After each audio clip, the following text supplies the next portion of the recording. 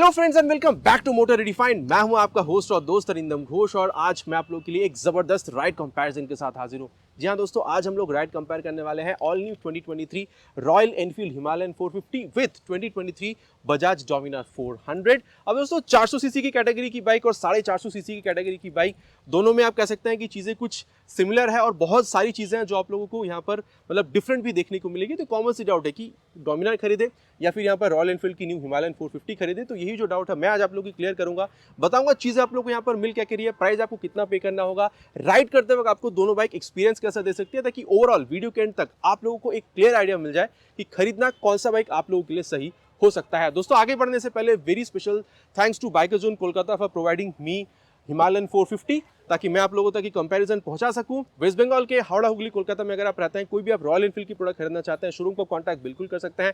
Details अभी आपको आपके स्क्रीन पर दिख गई होगी। तो चलिए दोस्तों कंपैरिजन स्टार्ट करते हैं। दोस्तों राइड कंपैरिजन पे जाने से पहले मैं आप लोगों के साथ छोटी सी इसकी जो वॉक अराउंड है वो शेयर करना चाहूंगा, ताकि चीजें मिल क्या करे वो मैं आप लोगों को बता सकूं। यहाँ पर अगर आप डोमिनार 400 पे देख रहे हैं, दो ही कलर आप लोगों को देखने को मिलेगी, ब्लैक देन आप लोगों को अरोरा ग्रीन कलर मिलती है। लेकिन जब आप यहाँ पर रॉयल एनफील्ड में आ रहे हैं दोस्तों, आप लोगों को कलर के हिसाब से 3 वेरिएंट देखने को मिलेगा और ये बेस मॉडल में आप लोगों को काजा ब्राउन यही कलर देखने को मिल रहा है। इसके अलावा आप लोगों को slate poppy blue, then slate Himalayan salt, Kamet white और हानले ब्लैक जो कलर है वो भी देखने को मिलता है। बाकी हानले ब्लैक कलर आपको टॉप मॉडल में देखने को मिलेगी। अब दोस्तों दोनों ही बाइक की आप लोगों ने जो कलर वेरिएंट्स आप लोगों ने स्क्रीन पर बारी बारी से देख लिया है, आप लोगों को कौन सी बाइक में कौन सी कलर वेरिएंट सबसे ज़्यादा पसंद आ रही है बिल्कुल आप नीचे कमेंट में लिखिएगा। अब दोस्तों अगर प्राइस के बारे में बात करी जाए, यहाँ पर ये जो आप डोमिनार देख पा रहे हैं, आप लोगों को 2,85,000 तक में अभी OBD2 जो मॉडल है वो यहाँ पर देखने को मिल जाएगी। लेकिन अगर आप रॉयल एनफील्ड हिमालयन 450 में आ रहे हैं इस मॉडल में, तो सिर्फ ये जो बेस मॉडल आप देख पा रहे हैं इसी की प्राइस आप लोगों को 3,17,000 तक में पड़ेगी। और अगर आप इसकी टॉप मॉडल में जा रहे हैं वहाँ पर आप लोगों को 3,34,000 रुपीज़ तक पे करना हो रहा है। तो अगर आप इस बेस मॉडल के साथ डोमिनार को कंपेयर कर रहे हैं तो यहीं पर आप लोगों को 30 से 35,000 रुपये तक का फर्क समझ में आ रहा है। तो अब बता देते हैं दोस्तों कि चीज़ें आप लोगों को मिल क्या कह रही है, देन राइट पे चलेंगे, देन कंक्लूजन में बात करेंगे कि कौन सा बाइक खरीदना आप लोग के लिए सही हो सकता है। देखिए दोस्तों, अगर आप लोग फ्रंट में देख रहे हैं तो दोनों में बहुत ज़्यादा फर्क नहीं है। यहाँ पर भी आप लोग को ऑल एलईडी हेडलैम्प का जो सेटअप है, एक बार इसकी जो की है उसको ऑन करते हैं, ऑल एलईडी हेडलैम्प का जो सेटअप है वो आप लोग को यहाँ पर देखने को मिलेगा। जैसे आप इग्निशन ऑन करते हैं कंप्लीट आप इसको ऑपरेट कर पाएंगे। यहाँ पर भी आप लोगों को जो एलईडी जो टर्न सिग्नल्स है वो यहाँ पर देखने को मिल रहा है। और वहीं दोस्तों अगर आप लोग यहाँ पर हिमालयन में आ रहे हैं तो यहाँ पर एक बार मैं की को जैसे ऑन करूँ आपको दिखाना चाहूँगा।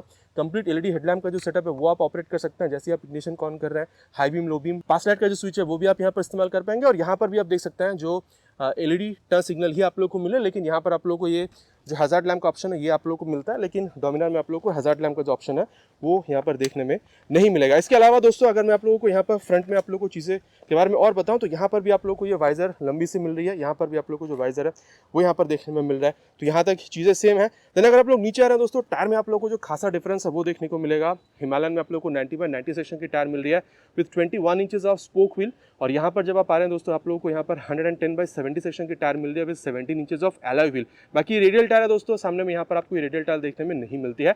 दोनों ही टायर की अपनी अपनी खासियत है दोस्तों। अगर हिमालयन की बात की जाए तो यहाँ पर ये जो स्पोक व्हील आप देख पा रहे हैं इसको इसलिए यूज़ किया गया कि अगर आप एक्सट्रीम ऑफ रोडिंग भी कर रहे हैं तो वहाँ पर ये जो एलॉय व्हील है थोड़ी सी बेंड होने की चांसेस बनती है, लेकिन यहाँ पर बेंड नहीं होगी। ठीक है, तो इसके लिए यहाँ पर जो स्पोक व्हील है उसको यहाँ पर इस्तेमाल किया जा रहा है। इनफैक्ट ये ट्यूबलेस नहीं है, यहाँ पर आपको ये ट्यूबलेस मिलता है डोमिनार 400 में। इसके अलावा दोस्तों अगर आप लोग यहाँ पर ब्रेकिंग देख रहे हैं तो दोनों में ही बिल्कुल सेम है। 320 mm की सस्पेंशन देख रहे हैं तो दोनों में आप लोगों को 43 mm की ये जो USD फोक है वो मिल रही है। लेकिन यहाँ पर डोमिनार में आप लोगों को 135 mm की ट्रैवल मिलती है। लेकिन अगर आप हिमालयन में देख रहे हैं दोस्तों तो यहाँ पर आप लोगों को 200 mm तक की जो ट्रैवल है वो यहाँ पर आपको देखने में मिल जाएगी। साथ ही दोस्तों यहाँ पर आप देख सकते हैं नॉर्मल सी जो मडगार्ड वगैरह यहाँ पर आपको डोमिनार में मिल रही है, लेकिन यहाँ पर आपको नॉर्मल मडगार्ड के साथ ये जो फेंडर है हाई फेंडर ये भी आप लोगों को यहाँ पर देखने में मिल जाता है। अब दोस्तों साथ ही अगर इंजन के बारे में बात करी जाए दोस्तों तो यहाँ पर भी खासा डिफरेंस है, क्योंकि अगर आप यहाँ पर डोमिनार में देख रहे हैं तो 373.3 CC DOHC liquid cooled 4 valve fuel injected engine आप लोग को यहाँ पर मिलती है। पावर फिगर्स 40 PS की मैक्स पावर और 35 न्यूटन मीटर तक की मैक्स टॉर्क आपको मिलती है। असिस्टेंट सिपर क्लच आपको यहाँ भी मिल रहा है दोस्तों। असिस्टेंट सिपर क्लच आप लोगों को रॉयल एनफील्ड में भी देखने को मिल जाता है। लेकिन यहाँ पर दोस्तों इंजन में फर्क है। यहाँ पर आप लोगों को 452 CC DOHC 4 valve liquid cooled fuel injected engine आप लोगों को मिलता है। 40 PS तक का मैक्स पावर यहाँ पर भी है, लेकिन यहाँ पर आप लोग को 35 न्यूटन मीटर मिल रहा था, यहाँ पर आप लोग को 40 न्यूटन मीटर तक का मैक्स टॉर्क हिमालयन 450 में आप लोग को देखने को मिल जाता है। अब दोस्तों दोनों ही बाइक में आप लोग को ये जो ओपन इंजन सिस्टम है वो आपको देखने को मिलेगा, लेकिन डोमिनार में मेन स्टैंड नहीं है, सिर्फ साइड स्टैंड है। लेकिन यहाँ पर आप लोग को मेन स्टैंड के साथ साइड स्टैंड भी देखने को मिल जाता है। और दोस्तों दोनों ही बाइक में आप लोग को side stand engine cut off sensor जो है वो भी देखने में मिल जाएगा। अब दोस्तों मैं आप लोगों को बता दूं, अगर आप यहाँ पर टायर देख रहे हैं दोस्तों तो 140/80 सेक्शन की जो टायर है वो आप लोग को यहाँ पर देखने में मिल रही है। अगेन आप देख सकते हैं ट्रेड पैटर्न काफी ज्यादा एडवेंचर को सपोर्ट करते हुए दिख रहे हैं, मतलब हार्डकोर ऑफ रोडिंग। यहाँ पर दोस्तों आप लोगों को 17 इंचेस की स्पोक व्हील मिल रही है, लेकिन ये जो टायर है दोस्तों यहाँ पर आप लोगों को रेडियल मिल रही है। बाकी मैं बता दूँ डोमिनार में दोनों ही टायर आप लोगों को रेडियल देखने को मिल रहा था। साथ ही दोस्तों अगर आप लोग यहाँ पर ये ब्रेकिंग देख रहे हैं तो 270 mm तक की यहाँ पर ये जो डिस्क है वो आप लोगों को मिल रहा है, और बाइब्रेक की कैलिपर तो आप लोग यहाँ पर देख ही पा रहे हैं। साथ ही दोस्तों यहाँ पर आप लोगों को ये जो सस्पेंशन मिल रही है ये आप लोगों को यहाँ पर मोनोशॉक मिल रहा है। अब चीज़ें सेटअप आप लोगों को यहाँ पर डोमिनार में भी सेम ही दिखेगी, लेकिन चेंजेस फिर भी यहाँ पर है, क्योंकि टायर अगर आप देखते हैं तो यहाँ पर आपको मोटी मिलेगी। यहाँ पर आप लोगों को 150/60 सेक्शन की ये जो चौड़ी सी टायर है वो यहाँ पर आपको देखने में मिल रहा है। यहाँ पर भी 17 इंचेस ऑफ एलॉय व्हील ही है, मतलब वहाँ पर आप लोगों को स्पोक व्हील मिल रहा था, यहाँ पर आप लोगों को एलॉय व्हील मिल रहा है, और रेडियल टायर आपको ये भी देखने को मिल रहा है। यहाँ पर जो आप डिस्क देख पा रहे हैं दोस्तों ये आप लोगों को 230 mm की दिख रही है, और सस्पेंशन अगर आप देख रहे हैं तो यहाँ पर भी आपको मोनोशॉक ही दिख रहा है। लेकिन दोस्तों यहाँ पर ये आप लोगों को सिर्फ 110 mm तक की ट्रैवल दे सकती है, लेकिन वहाँ पर आपको 200 mm तक की मिल रही थी, तो ये एक डिफरेंस आप कह सकते हैं।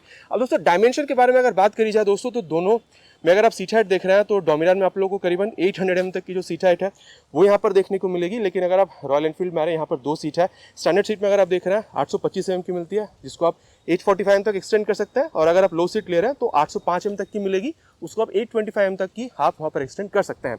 वही अगर आप लोग टैंक देख रहे हैं दोस्तों डोमिनार में आप लोगों को यहाँ पर 13 लीटर्स तक की मिलेगी, यहाँ पर रॉयल एनफील्ड में आपको 17 लीटर्स तक का देखने को मिलेगा। ग्राउंड क्लियरेंस अगर आप लोग देख रहे हैं दोस्तों तो यहाँ पर आप लोगों को 157 mm का मिलेगा, लेकिन रॉयल एनफील्ड में आप लोगों को 230 mm की मिलेगी, तो एक मैसिव डिफरेंस है। अगर आप लोग यहाँ देख रहे हैं दोस्तों इंजन काउल में तो ये आप लोगों को मेटल, मतलब यहाँ पर आपको एल्यूमिनियम के देखने को मिल रहा है, ये आपको फाइबर की मिल रही है, लेकिन जब आप यहाँ पर आ रहे हैं दोस्तों तो ये आप लोगों को कंप्लीटली फाइबर की ही देखने में मिल रही है हिमालयन में। अब दोस्तों अगर आप कर्व वेट देख रहे हैं तो यहाँ पर भी आपको खासा डिफरेंस देखने को मिलेगा, क्योंकि अगर आप हिमालयन देख रहे हैं तो 196 किलोग्राम की है, लेकिन खासा मतलब मैं नहीं कहूँगा दोस्तों, क्योंकि अगर आप डोमिनार देख रहे हैं तो सिर्फ 3 किलो कम है, 193 किलोग्राम इसकी वेट आपको देखने में मिल रही है। और सीट यहाँ पर भी आपको स्प्लिट सीट मिल रही है दोस्तों, डोमिनार में भी स्प्लिट सीट है, और इसकी जो कुशनिंग वगैरह है दोस्तों उसके बारे में आगे हम लोग चलते हुए बात करेंगे। और अगर मैं आप लोगों को यहाँ पर जो हैंडल बार्स के बारे में बताऊँ दोस्तों, दोनों में ही काफ़ी तगड़ी है। यहाँ पर आप लोगों को जो होम बटन है, मतलब मीटर कंसोल को टॉगल करने के लिए वो आप लोग को होम बटन यहाँ मिल रहा है। यहाँ पर आप लोगों को पास लाइट का जो स्विच है या फिर हाई बीम लो बीम का ये आपको मिल रहा है। स्विच गेयर्स की क्वालिटी दोस्तों यहाँ पर भी तगड़ी है, डोमिनार में भी आपको तगड़ी ही देखने को मिलती है। ये आप लोगों को जो टर्न सिग्नल्स का स्विच है ये मिल रहा है। Horn is pretty loud. Then आप लोगों को जॉयस्टिक मिल रहा है ताकि आप इसको टॉगल कर सके। साथ ही अगर आप यहाँ पर आ रहे हैं तो मोड को आप चेंज कर सकते हैं दोस्तों। यहाँ पर आप लोगों को जो मोड है, मतलब 4 मोड मिलता है। राइड मोड परफॉर्मेंस में ABS on, ABS off. Then आप लोगों को जो इको मोड है दोस्तों वो भी यहाँ पर देखने को मिलेगा, इसमें भी आपको ABS ऑन, ABS ऑफ, मतलब रियर जो ABS है उसको आप ऑन ऑफ यहाँ पर कर सकते हैं। साथ ही यहाँ पर आप लोगों को जो आप कह सकते हैं जो हैजार्ड लैंप उसका स्विच देखने को मिल रहा है, और यहाँ पर इंजन किल स्विच और इंजन स्टार्ट करने का स्विच आपको एक साथ देखने में मिलता है। अब दोस्तों दोनों ही बाइक की यहाँ पर जो एग्जॉस्ट साउंड है वो मैं आप लोगों को सुना दूँ, उसके बाद मैं आप लोगों को मीटर कंसोल के बारे में बताता हूँ।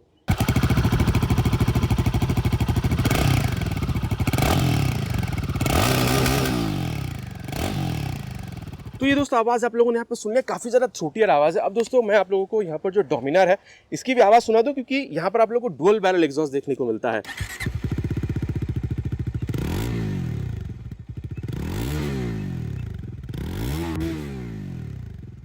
देखिए दोस्तों अगर आप देख रहे हैं तो यहाँ पर थोड़ी सी वो बेसेस से ज़्यादा बनाती है, और रॉयल एनफील्ड में आप लोगों को छोटे से ज़्यादा मिलती है। बाकी आप लोगों का क्या कहना है बिल्कुल आप नीचे कमेंट पे लिखकर बताइएगा।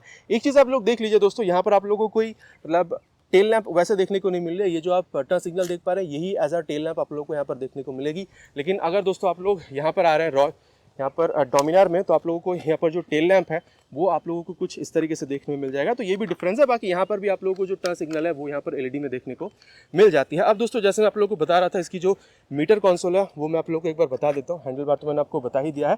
और हाँ, यहाँ पर आप लोगों को दोस्तों ये जो चार्जिंग है वो भी देखने को मिलता है, मोबाइल चार्जिंग। यहाँ पर दोस्तों आप लोग एनालॉग और डिजिटल दोनों का इस्तेमाल कर सकते हैं। बाकी अभी आप यहाँ पर एनालॉग देख रहे हैं, लेकिन अगर आप मोड बटन को लॉन्ग प्रेस करते हैं तो यहाँ पर आप डिजिटल चीज़ भी देख सकते हैं। आप देख सकते हैं टैकोमीटर आप लोग को दिख रही है, स्पीडोमीटर दिख रहा है, गियर पोजिशन सेंसर है, देन ट्रिप आप लोग को बता रही है, ओडोमीटर है, टाइम बता रही है, यहाँ पर अभी कितना टेम्परेचर हो रही है वो बता रही है। और जॉयस्टिक अगर आप इस्तेमाल करते हैं तो आप देख सकते हैं trip 1, trip 2, then fuel range, then यहाँ पर जो फ्यूल कंजम्पशन हो रही है मतलब एवरेज, दैन बैटरी का वोल्टेज, इंजन टेम्परेचर, ये जो सारी चीज़ें हैं दोस्तों ये भी आप लोगों को यहाँ पर देखने में मिल जाएगा। और साथ ही अगर आप चीज़ें और कुछ देखना चाहते हैं, जैसे मैं ट्रिप 1 पे अगर जाके अगर इसको मैं ऊपर प्रेस कर रहा हूँ तो अपीयरेंस, ट्रिप प्रेफरेंस, ये जो सारी चीज़ें हैं, माई व्हीकल, ये सारी सिस्टम वगैरह जो इन्फॉर्मेशन है, फेवरेट्स है, ये सारी चीज़ें आप यहाँ पर देख पाएंगे। साथ ही दोस्तों अगर आप यहाँ पर ब्लूटूथ का इस्तेमाल करते हैं तो turn button navigation, call SMS alert, then आप म्यूज़िक वगैरह जो चीज़ है वो भी आप यहाँ पर एक्सेस कर पाएंगे। और जो टर्न बटन नेविगेशन होगी दोस्तों वो यहाँ पर मतलब आप कह सकते हैं कि गूगल की यहाँ पर जो मैप है उसके हिसाब से यहाँ पर आपको देखने में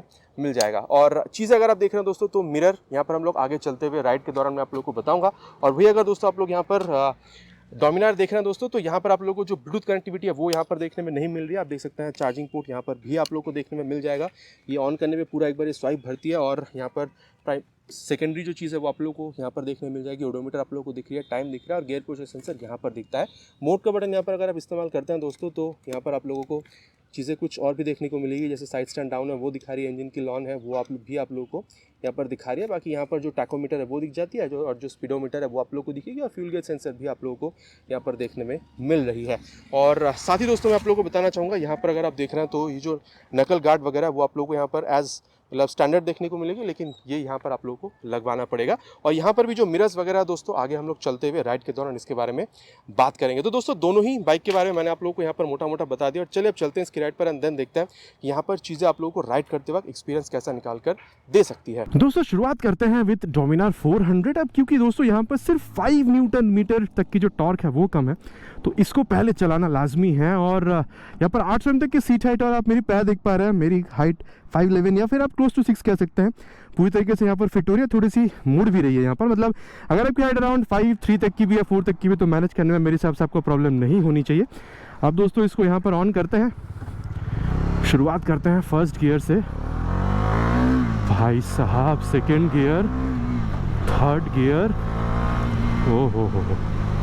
कमी तो भाई यहाँ पर चाहे पावर हो चाहे टॉर्क हो आपको महसूस यहाँ पर दोनों की बिल्कुल भी नहीं होने वाली है। इनिशियल जो एक्सीलरेशन है गजब की देखने को मिलेगी दोस्तों, कोई आपको प्रॉब्लम फील नहीं होगी। अब दोस्तों एक बात है, मतलब सीट की अगर आप बात करें ना तो वो मिड साइड पर है, मतलब सॉफ्ट भी नहीं है हार्ड भी नहीं है। अब ये हेल्प करेगी क्योंकि दोस्तों यहाँ पर आप इसको क्रूजिंग के लिए इस्तेमाल करने वाले हैं तो कहीं ना कहीं अगर आप लॉन्ग राइड्स के लिए जा रहे हैं तो आपको हेल्प बिल्कुल करेगी, क्योंकि सॉफ्ट सीट में ना लॉन्ग राइड्स में प्रॉब्लम फील कराती है तो वो आपको यहाँ पर नहीं होगी। और सीट स्पेशियस है, चाहे आप राइडर हैं चाहे आप पिलियन है, कोई प्रॉब्लम आपको नहीं हो रही है। और आप बैठ भी रहे हैं दोस्तों काफ़ी अपराइट, मतलब शायद ही आप झुक रहे हैं, बहुत हल्का झुक रहे हैं जो आपको शायद समझ में भी ना है। और स्ट्रेट और अपराइट पोजीशन जो है लॉन्ग राइड्स में बहुत ज़्यादा हेल्प करती है। तो आपको जो थकान है, जो वो एक जो होता है ना कि भाई फटीग महसूस हो रही है, वो आप लोगों को यहाँ पर नहीं करवाती है। बाकी दोस्तों ये इसकी जो टर्न रेडियस है वो भी चेक करें, ये देखिए काफ़ी छोटी सी जगह पर हमने इसको मोड़ भी लिया तो वो प्रॉब्लम भी आपको यहाँ पर नहीं होगी। और टर्न करते वक्त डर भी नहीं लगाया। आप दोस्तों सामने आप लोगों को USD मिल रही है, वो भी 43 mm की, ठीक है, तो मतलब ये होना भी नहीं चाहिए और काफ़ी मतलब कॉन्फिडेंस के साथ आप मोड़ पा रहे हैं। तो आप कह सकते हैं कि चीज़ें काफ़ी आपको बढ़िया ही यहाँ पर देखने में मिल रही है। और अब दोस्तों अगर मैं आप लोगों को मतलब इंजन रिलेटेड चीज़ों के बारे में बताऊँ तो असिस्टेंट सिपा क्लच है। असिस्ट की वजह से आप कह सकते हैं कि इसकी जो क्लच एक्शन है वो काफ़ी हल्की है। अब देखना लाजमी है कि हिमालयन में आप लोगों को क्लच एक्शन कैसा देखने को मिलता है और स्लीपर क्लच है तो वो क्या है। एक बार दोस्तों आप देख सकते हैं यहाँ पर थर्ड गियर पर हैं, अभी गाड़ी को पहले खींचते हैं हम लोग और ये एग्रेसिव डाउनशिफ्ट देखा आप लोगों ने। यहाँ पर ये सेकेंड गियर में RPM बढ़ी लेकिन देखिए रियर टायर जो वो स्लिप नहीं करी है, तो यही है सिपर क्लच। और ये तो अगर आप हाई स्पीड्स पर है ना तो आप लोगों को ये स्टेबिलिटी काफ़ी अच्छा प्रोवाइड कराती है। तो आप कह सकते हैं कि काफ़ी बढ़िया ये जो सिपर क्लच है वो यहाँ पर काम भी कर रही है। अब दोस्तों जैसे मैं आपको हर वीडियो में बताता हूँ करके, इसकी जो एक्सेलरेशन टेस्ट है दोस्तों, आप देखा आप लोगों ने मुड़ते वक्त भी आपको काफ़ी कॉन्फिडेंस के साथ ये मोड़ रही है तो डर नहीं लग रहा है। इसकी जो एक्सेलरेशन टेस्ट है दोस्तों वो भी करते हैं, देन इसकी जो परफॉर्मेंस आगे बात करेंगे। फर्स्ट गियर पे डाल दिया मैंने, 3 हॉर्न के साथ स्टार्ट करेंगे।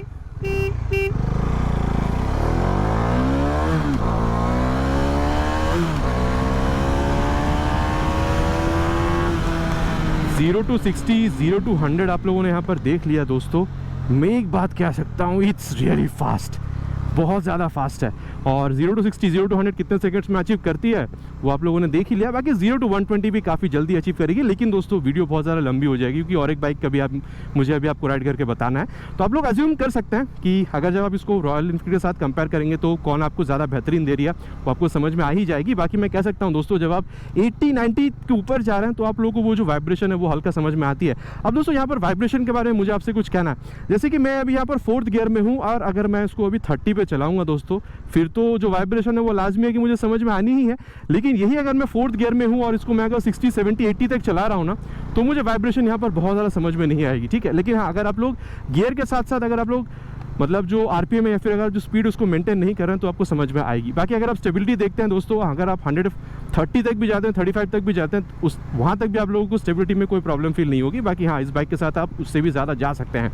और मैं तो कहूँगा दोस्तों, हमेशा स्पीड लिमिट मेंटेन कीजिए। हर एक रूट की अपनी स्पीड लिमिट होती है, और उससे भी ज़्यादा है कि भाई आप जिस स्पीड पे कंफर्टेबल हैं, मतलब अगर आप 60-70 पे चलाना चाहते हैं उसी भी चलाइए, वहाँ पर माइलेज भी आपको अच्छा मिलेगी। और जहाँ तक बात है दोस्तों कंफर्टेबल क्रूजिंग स्पीड की, हाँ 110-20 तक अगर आप चाहें तो आराम से इस पर क्रूज़ कर सकते हैं, लेकिन हाँ उतने स्पीड पर क्रूज़ करना मैं कभी भी रिकमेंड आपको नहीं करूँगा। बाकी मैंने आपको पूरी तरीके से इसकी जो परफॉर्मेंस है उसके बारे में बता दिया है। और अब बात है दोस्तों इसकी ब्रेकिंग की, ठीक है। डुअल चैनल ABS है दोस्तों, यहाँ पर देखिए ये 60 तक ले चलते हैं इसको, एंड फ्रंट ब्रेक 62.3 तक हम लोग आ गए थे। ये आप देखा आप लोगों ने, मतलब 320 mm की फ्रंट में जो ब्रेकिंग है ना दोस्तों, ये आपको काफ़ी बेहतरीन तरीके से आपको ये रोकती हुई नज़र आएगी और तुरंत एक्शन आपको समझ में आती है। अब दोस्तों हम लोग इसकी जो रियर ब्रेक है उसको भी एट स्पीड ऑफ 60 मेंटेन करते हैं, एंड ब्रेक अप्लाइड 62 तक हम लोग आ गए थे। ये छोड़ी पकड़ी ये जो चीज़ है ना, यहाँ पर मुझे महसूस हुई है। तो कह सकते हैं कि रियर जो ब्रेक है दोस्तों, वहाँ पर आप लोगों को जो ABS की इंट्रूशन है वहाँ पर समझ में आ रही है। बाकी 230 mm की ब्रेक आपको मिल रही है पीछे में दोस्तों। जैसे मैं हर वीडियो में आपको करके बताता हूँ, दोनों ही ब्रेक को साथ में अप्लाई करते हैं, पहले रियर एंड देन फ्रंट। पहले 60 तक ले चलते हैं and rear with front brake applied. ये आप लोगों ने देखा है 66 तक हम लोगों ने इसको खींचा था और काफ़ी तुरंत ही यहाँ पर ये रोक देती है। तो मैं कह सकता हूँ दोस्तों कि ओवरऑल अगर आप लोग ब्रेकिंग देख रहे हैं तो डोमिनार में आप लोगों को ब्रेकिंग की वजह से कोई प्रॉब्लम फील नहीं होनी चाहिए। सस्पेंशन और हैंडलिंग की जहाँ तक बात है, जब मैं ये कर रहा हूँ ना दोस्तों, तो 193 किलोग्राम की वेट आपको शायद ही समझ में आ रही है। मतलब चलाते वक्त ये वेट आपको समझ में नहीं आती है। इनफैक्ट अगर आप टर्न भी ले रहे हैं ना दोस्तों, तो भी आप लोगों को समझ में बहुत ज़्यादा नहीं आएगी। और अगर आप इसको 8-10 दिन चला लिए होंगे ना, फिर तो आप इस बाइक के साथ ढल जाएंगे। अगर आप इसको हाईवे पर लेके जा रहे हैं या फिर अगर आप सिटी राइड्स भी करते हैं जहाँ पर यूटर्न्स वगैरह करना होता है, वहाँ पर भी आपको बहुत ज़्यादा प्रॉब्लम फील नहीं होगी। और कॉर्नरिंग है, चाहे आप हाई स्पीड्स पर हैं चाहे आप टॉप स्पीड्स पर हैं, ठीक है, आपको ना यहाँ पर स्टेबिलिटी में कोई प्रॉब्लम फील नहीं हो रही है। उसकी वजह क्या है, वो इसकी सस्पेंशन। मैं कहना चाहूँगा दोस्तों, मतलब मिड और स्टिफर के बीच में बहुत ज़्यादा स्टिफ है ऐसा मैं नहीं कहूँगा, लेकिन हाँ मिड और स्टिफ के बीच में है, ताकि अगर आप हाई स्पीड्स पर हो तो भी आपको प्रॉब्लम ना हो, और अगर आप कॉर्नरिंग ले रहे हैं तो भी प्रॉब्लम ना हो। और जहाँ तक बात है दोस्तों कि गड्ढे में कितना कंफर्टेबल है दोस्तों, मैं ये कह सकता हूँ कि आपको बहुत ज़्यादा ये कंफर्टेबल फील दिलाएगी ऐसा मैं नहीं कहूँगा, लेकिन हाँ काफ़ी हद तक एब्जॉर्ब करती है। 10, 15, 20 की स्पीड पर अगर आप 2-3 इंच गड्ढे पे जा रहे हैं तो बहुत ज़्यादा फील नहीं होगी, लेकिन उसके ऊपर अगर आप जा रहे हैं तो हाँ डेफिनेटली थोड़ा सा आपको जर्क जो है वो आपके बैक में फील करा सकती है। और जहाँ तक बात है दोस्तों हैंडलिंग की, आप देख सकते हैं रियर व्यू जो मिरर है काफ़ी अच्छी तरीके से आपको रियर व्यू दे रही है। मैं जो आपको बताना भूल रहा था, एक्सेलरेशन के टाइम पर अगर आप टकिन नीचे झुककर बैठते हैं तो ये जो विंड्स शील्ड है ये भी आपको काफ़ी बेहतरीन जो विंड प्रोटेक्शन है वो देती है। बाकी आप देख सकते हैं अपराइट पोजीशन है, हैंडल भी आपको काफ़ी ऊंची मिल रही है, स्पेशियस सीट है, आप देख सकते हैं पैर वगैरह जो है मतलब एकदम ही हल्की सी रियर फिटेड है, ताकि स्पोर्टी स्टांस के साथ वो कंफर्टेबल फील जो है वो भी आप लोग को मिल सके। ओवरऑल हैंडलिंग में अगर आप देख रहे हैं दोस्तों तो कोई कमी आपको फील नहीं हो रही है। चलिए दोस्तों, अब इसकी जो कॉम्पिटिटर है रॉयल एनफील्ड हिमालयन 450 जो कि न्यूली लॉन्च है उस पर चलते हैं, देन देखते हैं इसके मुकाबले वो आपको कितना अच्छा और कंफर्टेबल राइड निकाल कर दे सकती है। और दोस्तों अब यहाँ पर newly launch royal Enfield Himalayan के बारे में बात करते हैं। 825 की सीट हाइट है, और ये आप देख रहे हैं थोड़ी सी ये हिली हुई ज़्यादा इस तरफ है, साइड स्टैंड की वजह से क्योंकि थोड़ी सी मुड़ी हुई है। तो यहाँ पर अगर आप इस तरीके से करना चाह रहे हैं तो हल्की सी अगर आप बैठ के उसको मोड़ना चाह रहे हैं, हल्का सा वो आपको वेट जो है वो फील यहाँ पर हो सकता है। बाकी सीट का जो आप कह सकते हैं कि डोमिनार में थोड़ी सी ज़्यादा कंफर्टेबल थे, उसके हिसाब से थोड़ी सी ज़्यादा आपको वो जो मतलब हार्ड है वो महसूस होगी, लेकिन ये भी कंफर्टेबल है। आप दोस्तों इसको स्टार्ट करते हैं। Oh my God, second gear definitely दोस्तों यहाँ पर आप कह सकते हैं कि डोमिनार के मुकाबले जो 5 न्यूटन मीटर का टॉर्क जो आपको ज़्यादा देखने को मिल रहा है ना, वो आपको बाकायदा यहाँ पर समझ में भी आ रहा है। और जब आप बैठे हैं दोस्तों तो यहाँ पर भी आप काफ़ी अपराइट ही बैठ रहे हैं, झुकना बिल्कुल भी नहीं है। पैर अगर आप देख रहे हैं तो डोमिनार की तरह ही है, हल्का सा रियर फिटेड है, और अगर आप हैंडल बार देख रहे हैं तो वो ज़्यादा ऊंची है। तो बैठने का जो स्टांस है वो कंप्लीटली आपको सीधा ही देखने को मिल रहा है। और सीट तो मैंने बताई है कि कंफर्टेबल है, सॉफ्ट नहीं है और स्पेशियस है, चाहे आप राइडर हैं चाहे आप पिलियन है। बाकी स्पेस आपको डोमिनार में भी मिल रही थी, लेकिन दोस्तों डेफिनेटली यहाँ पर इनिशियल रिस्पॉन्स जो है आप लोग को यहाँ पर कहीं ना कहीं थोड़ी सी बेहतर मिल रही है। मैं एक्सेलरेशन की बात कर रहा हूँ, ठीक है। और अब दोस्तों अगर मैं आप लोगों को यहाँ पर इसकी जो हैंडल बार है या फिर इसकी जो रिस्पॉन्स है या फिर आप लोगों को दोस्तों यहाँ पर भी जो असिस्टेंट सिपा क्लच है वो यहाँ पर मिल रहा है, डुअल चैनल ABS यहाँ पर भी आपको मिल रहा है। एक बार दोस्तों यहाँ पर मोड़ते हैं, हाँ। बाकी दोस्तों क्योंकि यहाँ पर आप लोगों को ये USD देखने को मिल रहा है तो मोड़ते वक्त ना गिर जाएगा या कोई किसी तरीके की मतलब कॉन्फिडेंस में कमी, ऐसा आप लोग को बिल्कुल भी यहाँ पर फील नहीं हो रहा है। तो वो एक चीज़ बढ़िया आप लोग को यहाँ पर देखने में मिल रही है। और कहीं ना कहीं मैं कह सकता हूँ दोस्तों कि मोड़ते वक्त ना सामने की जो भारीपन होती है वो आप लोग को हल्का सा यहाँ पर ज़्यादा देखने को मिला। बाकी क्योंकि यहाँ पर ना फ्रंट साइड का जो लोड है वो आप लोग को थोड़ा सा ज़्यादा देखने को मिला, लेकिन इसका मतलब ये बिल्कुल भी नहीं है कि डोमिनार के मुकाबले ये मोड़ने में आप लोगों को तकलीफ हुई है, ऐसा बिल्कुल भी नहीं हुआ है। और डोमिनार में एक और चीज़ जो मैं देख रहा था दोस्तों कि वहाँ पर ना अगर जैसे कि आप थर्ड गियर में हैं अभी और गलती से भी आपने 20 के नीचे स्पीड ला दिया तो डट डट डट डट एक आवाज़ जो है मतलब वो आप लोगों को गियर बॉक्स में से सुनाई दे रही थी, लेकिन यहाँ पर वैसा नहीं है। तो ये आप कह सकते हैं कि थोड़ा सा अगर आप नीचे गियर्स पर भी काम कर रहे हैं, चला रहे हैं गाड़ी को, तो आप लोग को यहाँ पर गियर बार बार बदलने की जो ज़रूरत है वो उसके मुकाबले यहाँ पर थोड़ी कम देखने को मिल सकती है। बाकी असिस्ट है, तो असिस्ट की वजह से जो ये एक्शन है क्लच की, ये आप लोग को सिमिलर मिल रही है जो आप लोग को डोमिनार में मिल रहा था। यहाँ पर बहुत ज़्यादा कोई डिफरेंस है ऐसा मैं नहीं कहूँगा। देन दोस्तों क्योंकि यहाँ पर सिपर क्लच भी है जैसे डोमिनार में था, तो इसको भी टेस्ट करते हैं। पहले हम लोग इसको थर्ड गियर पे लेते हैं और रैपिड शिफ्ट करते हैं। ये देखा आप लोगों ने, थोड़ी सी चेंज हुई, आवाज़ बढ़ी, लेकिन स्लिप ये नहीं करी है। तो यही कमाल है स्लीपर क्लच। वहाँ पर भी अच्छा काम कर रही थी दोस्तों, यहाँ पर भी आपको काफ़ी अच्छा ही यहाँ पर काम करती हुई दिख रही है। अब चलिए दोस्तों इसकी भी एक्सेलरेशन टेस्ट करते हैं 0 to 60, 0 to 100 एंड देन देखते हैं कि भाई कि इसकी परफॉर्मेंस आप लोगों को कैसे मिलती है। तो चलिए दोस्तों शुरुआत करते हैं। फर्स्ट गियर पे मैंने रख दिया है 3 हॉर्न के साथ।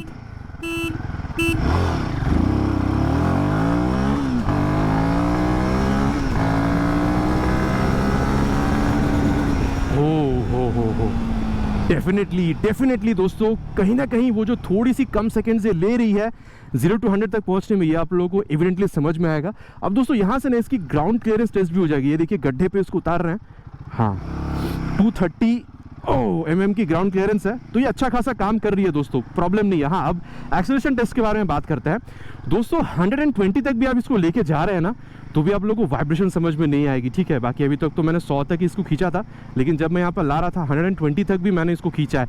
अब जैसे मैं आपको डोमिनार में बता रहा था दोस्तों, यहाँ पर भी अगर आप सही गियर में, अगर आप सही स्पीड पर चला रहे हैं तो आप लोगों को वाइब्रेशन समझ में नहीं आएगी। जैसे अभी मैं थर्ड गियर पर हूँ, 40 पे चला रहा हूँ, हल्की सी मतलब जो सीट है ना उस पर हल्का सा वो जो थंप इंजन की वो समझ में आ रही है, लेकिन जैसे ही मैं स्पीड को इंक्रीज़ कर रहा हूँ ना, बहुत ज़्यादा मुझे वो समझ में नहीं आ रही है। अगर मैं फोर्थ गियर पर चले जा रहा हूँ, इनफैक्ट ये स्मूथ हो जा रही है। अब अगर मैं फिफ्थ गियर पे जा रहा हूँ ना, तो ये सबसे स्वीट स्पॉट बनती है कि अगर आप 80-90 तक भी अगर आप इसको चला रहे हैं, 100 तक भी चला रहे हैं, बिना वाइब्रेशन के अगर आप चलाना चाह रहे हैं तो आप इसको चला सकते हैं। अब देखिए दोस्तों एक बात तो है भाई, सिंगल सिलेंडर इंजन है और 40 PS तक की पावर इसमें भरी गई है, ठीक है। तो थोड़ा वो जो इंजन का जो वो थंप है दोस्तों, वो आप लोगों को समझ में आएगा, बट ये ऐसी कैरेक्टरिस्टिक्स है, मतलब आपको बहुत ज़्यादा अनोइंग फील कराएगी ऐसा नहीं है। लेकिन हाँ एक बात है, जैसे मैं अभी 40 पे हूँ और थर्ड गियर पे चला रहा हूँ ना, तो जैसे मैं कह रहा था कि सीट पे या फिर अगर आप फुट पेक्स पे देख रहे हो तो हल्का सा जो इंजन थंप है वो आपको समझ में आ रहा है। कैरेक्टरिस्टिक्स है दोस्तों, वाइब्रेशन में नहीं कहूँगा। और रॉन्ग राइड्स पे अगर आप लेके जा रहे हैं इसको तो मतलब प्रॉब्लम आपको फील नहीं कराएगी मेरे हिसाब से, अगर मैं आपको बताऊँ तो। और यहाँ पर भी दोस्तों अगर आप कंफर्टेबल क्रूजिंग स्पीड देखते हैं तो वही मैं कह सकता हूँ कि 100, 110, 20 तक भी अगर आप जा रहे हैं आराम से आप क्रूज़ कर सकते हैं, प्रॉब्लम नहीं होगी। लेकिन अगेन मैं कहूँगा अपनी लिमिट में ही राइड कीजिए ताकि आपको प्रॉब्लम ना हो। और अब मैं दोस्तों आप लोगों को बताना चाहूँगा अबाउट इट्स ब्रेकिंग सिस्टम। यहाँ पर भी दोस्तों सबसे पहले इसको 60 तक ले चलते हैं, फ्रंट ब्रेक अप्लाई करते हैं, फ्रंट ब्रेक अप्लाइड।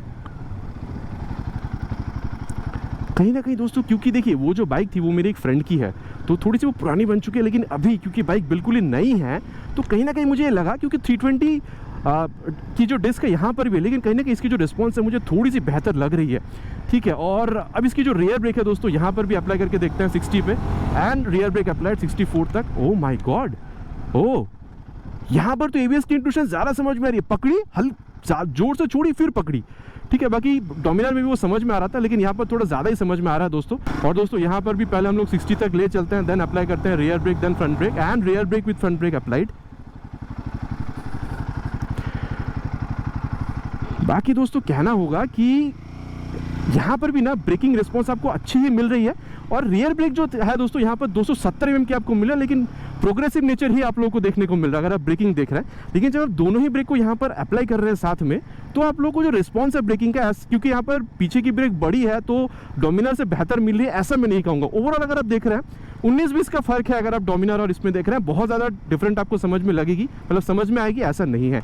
और अगर मैं आप लोगों को यहाँ पर आप कह सकते हैं कि सस्पेंशन या फिर अगर मैं आप लोगों को हैंडलिंग के बारे में बताऊं तो दोस्तों ये जब आप कर रहे हैं 196 किलोग्राम की वेट है। लेकिन दोस्तों एक चीज़ मैं कहूँगा, जब आप हिल डोल कर रहे हैं ना तो सस्पेंशन में से जो स्टिफनेस है वो यहाँ पर आपको ज़्यादा समझ में आ रही है, ठीक है। डोमिनार में से वो उतना समझ में नहीं आ रहा था जितना यहाँ पर आपको समझ में आ रहा है, तो ये एक डिफरेंस आपको समझ में आएगा।